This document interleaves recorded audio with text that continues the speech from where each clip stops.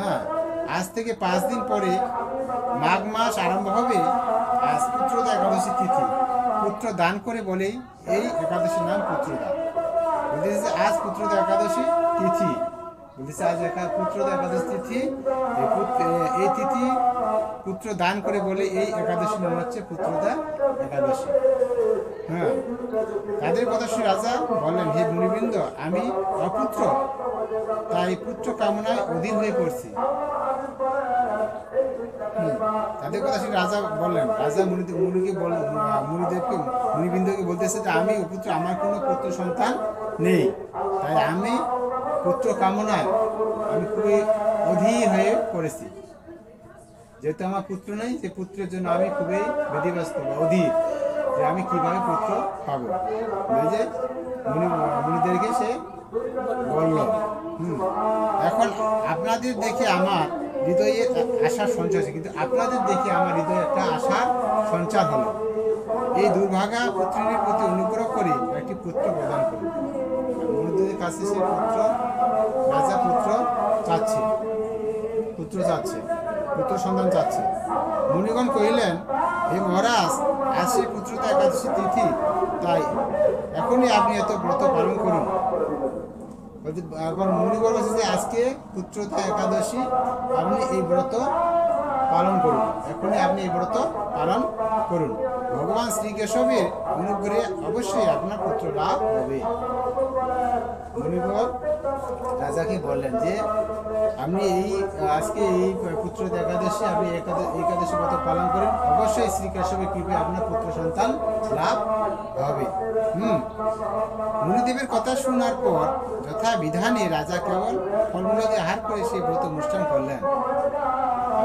মুনিদেবের কথা শুনে রাজা যথা সময়ে সেই ব্রত পালন ফলসেবা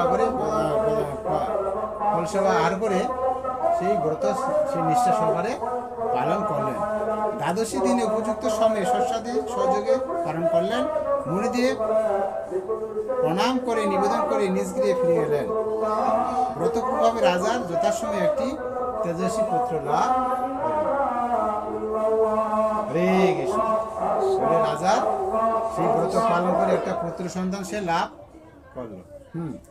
হে মহারাজ, এই ব্রত সকলেই পালন করা কর্তব্য। মানব কল্যাণী কামনায় আপনার কাছে আমি এই ব্রত বর্ণনা করলাম। নিষ্ঠা সহকারে যারা এই পুত্রদা একাদশী ব্রত পালন করে, তারা পুত নামক নরক থেকে পরিত্রাণ লাভ করবে। শাস্ত্রে 28টা নরকের বর্ণনা করা হয়েছে। 28টা নরকের মধ্যে একটা নরকের নাম হচ্ছে পুত নরক। এই জন্য শাস্ত্রে পুত্র নাম রাখা হয়েছে কি, যে সন্তান পিতা মাতাকে পুত নামক নরক থেকে উদ্ধার করতে পারবে বলে পুত্র নামে নামকরণ করা হয়েছে পুত্র। এই জন্য সন্তানের নাম হচ্ছে পুত্র, যে পিতা মাতাকে পুত নামক নরক থেকে উদ্ধার করতে পারবে। তাহলে আর এই ব্রত কথা শ্রবণ, কীর্তন, অগ্নিষ্টম, যজ্ঞের ফল পাওয়া যায়। ব্রহ্মাণ্ড পুরাণে এই মাহাত্ম্য বর্ণনা করা হয়েছে। এটা কোথায় বর্ণনা করেছে? একটা ব্রহ্মাণ্ড 18টা পুরাণের মধ্যে ব্রহ্মাণ্ড পুরাণ একটা, এই পুরাণে এই মাহাত্ম্যটা বর্ণনা করা হয়েছে। এই যে আমরা আজকে ওই যে পুত্র একাদশী মাহাত্ম্য সম্বন্ধে জানলাম। আসলে পুত্র একাদশীটা কি, কেন বা এটা করতে হয়, এবং এটা করলে কি ফল লাভ হয়। একাদশীর কথা শুনছি,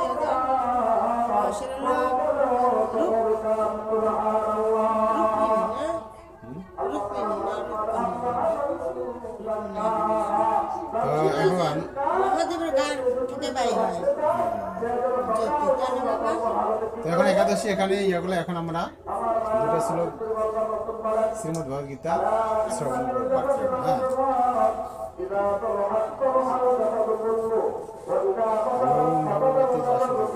তো আমরা গীতা মাহাত্ম্য বলবো।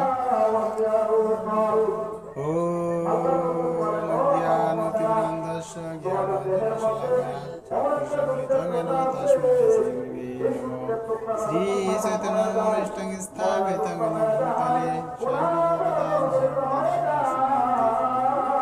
বন্দেহম শ্রী গুরু শ্রী যুদপদ কমলম শ্রী গুরু বৈষ্ণব স্বরূপং সরজাতং সগণ রঘুনাথং তং সজীবং সাদয়িতং সদূতং শ্রী রাধা কৃষ্ণ মাদন নমো বিষ্ণুবাদায় কৃষ্ণ বিষ্ণায় ভূতলে শ্রীমতী ভূতবেদান্ত নমস্তে সরস্বতী গৌরবাণী আচারিণে বিশেষ নমো মাবদনায় কৃষ্ণ ব্রহ্ম পদায়তে কৃষ্ণায় বিষ্ণু নমো ব্রহ্মণায় দেবায় ব্রহ্মণিতায় হে কৃষ্ণ করুণা সিন্ধু দীনবন্ধু জগৎপতে রাধা কান্ত নমস্তে তপ্ত কাঞ্চন গৌরাঙ্গী রাধে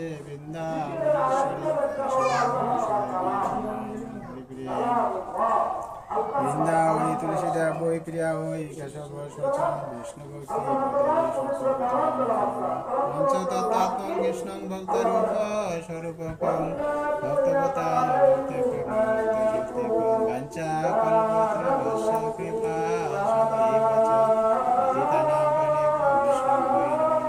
জয় শ্রীকৃষ্ণ গুরু নিত্যানন্দ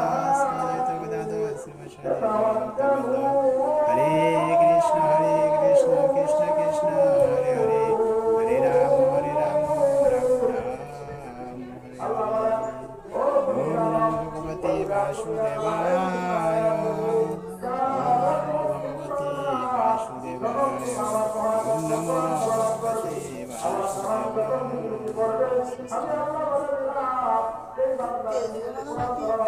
দেন দেন দেন দেন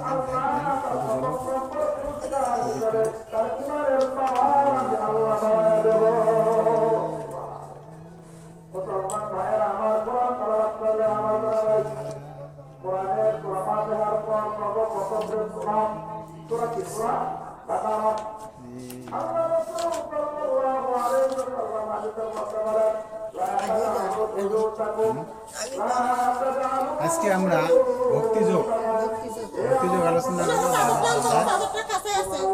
ভক্তিযোগ দ্বাদশোধ্যায় আলোচনা করবো। হ্যাঁ, দুটো শ্লোক আলোচনা করবো।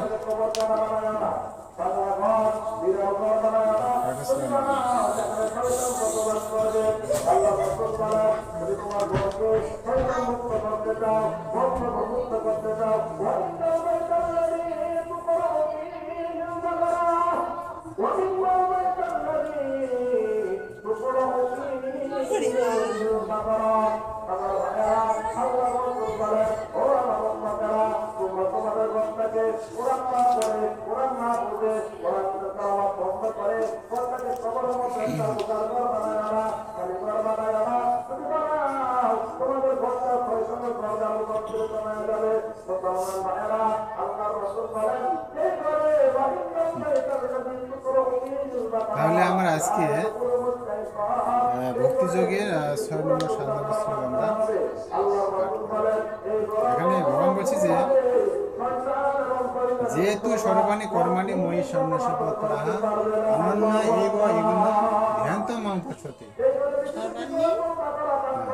সর্বাণী কর্মাণি সর্বকর্ম সর্বাণী কর্মাণি মই আমাতে সন্ন্যাসপত্রাহ মত প্রাণী আমাতে সমস্ত করে বলবেন যে যেহেতু সর্বাণী কর্মাণি মই সন্ন্যাসপত্রাহ অনন্য এব এগুণ ধ্যান্ত মাম পশ্যতে তেষামহম সমুদ্রতা মৃত্যু সংসার সংগ্রাত ভবামিন পাত্র মই আবেশিত চেতসা।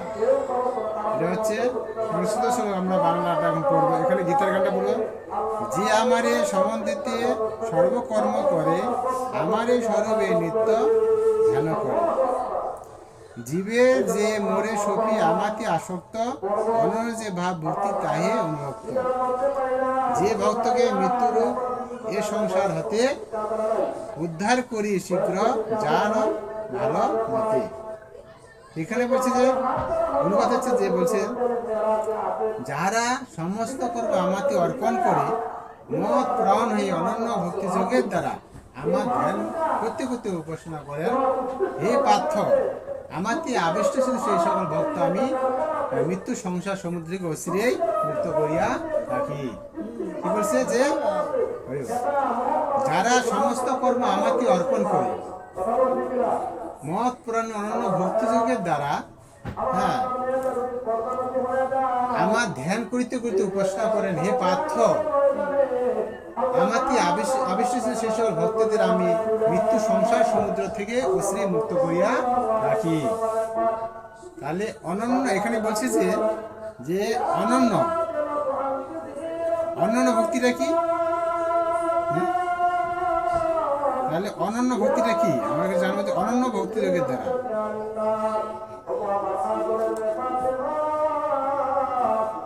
মাত্র অনন্য মানে অবিচলিত ভাবে, বিচলিত না, অবিচলিত ভাবে। অনন্য অনন্য হচ্ছে অবিচলিত ভাবে, বিচলিত হওয়া যাবে না। যে যিনি অবিচলিত ভাবে আমার ধ্যান করিতে করতে উপাসনা করেন, হে পার্থ, আমাতে আবিষ্ট চিত্ত সেই সকল ভক্তদের আমি মৃত্যু সংসার সমুদ্র থেকে অবশ্যই উদ্ধার করিয়া থাকি। মৃত্যু সংসার সমুদ্র বলতে কি বোঝা যায়? যে মৃত্যু সংসার হতে আর এই মৃত্যু লোকে আসা যাবে না, আসা হবে না, মানে এই পৃথিবীতে এই ধরায় আর আসা যাবে না। মৃত্যু লোক, এটা হচ্ছে মৃত্যু লোক। এখানে জন্ম হলে মৃত্যু হবে, যেহেতু জন্ম হবে সেহেতু মৃত্যু হবে। এই আর এই জন্ম মৃত্যু চক্রে আর আবর্তিত হতে হবে না, আমি আমার কাছে তাকে আমি নিয়ে আসবো। তো এখানে বলছে যে স্পষ্টভাবে বর্ণনা করতে হয়েছে ভগবত ভক্তিরা অত্যন্ত ভগবান, কেন বা ভগবানের কৃপায় তারা অনায়াসে জড়জগতে বন্ধন থেকে মুক্তি লাভ করতে করেন। সুপ্ত ভক্তি প্রভাব ভগবত ভক্তি উক্ত ভক্ত উপলব্ধি করতে পারেন। ভগবান হচ্ছেন মহান এবং প্রতিটি স্বতন্ত্র জীবাত্মা হচ্ছে তার অধীন। প্রতিটি জীবের কর্তব্য ভগবানের সেবা করা। আমাদের প্রতিটা জীবের কর্তব্য হচ্ছে ভগবানের সেবায় যুক্ত হওয়া বা সেবা করা। কিন্তু সে যদি তা না করে তাহলে তাকে মায়ার দাসত্ব লাভ করতে হবে। আমরা যদি ভগবানের সেবা পূজা না করি, ভগবানের প্রতি আসক্ত নয়, তাহলে আমরা কি হবো? মায়ার দাস হয়ে যাবো। মায়ের দাসটা কেবল মায়ের হচ্ছে কি? মায়ের হচ্ছে যে যাহা মিথ্যা তাই হচ্ছে মায়া, যাহা মিথ্যা তাই হচ্ছে মায়া। যেমন আমি আমার বোধের নামটা হচ্ছে মায়া, যে আমি বলি আমার আমার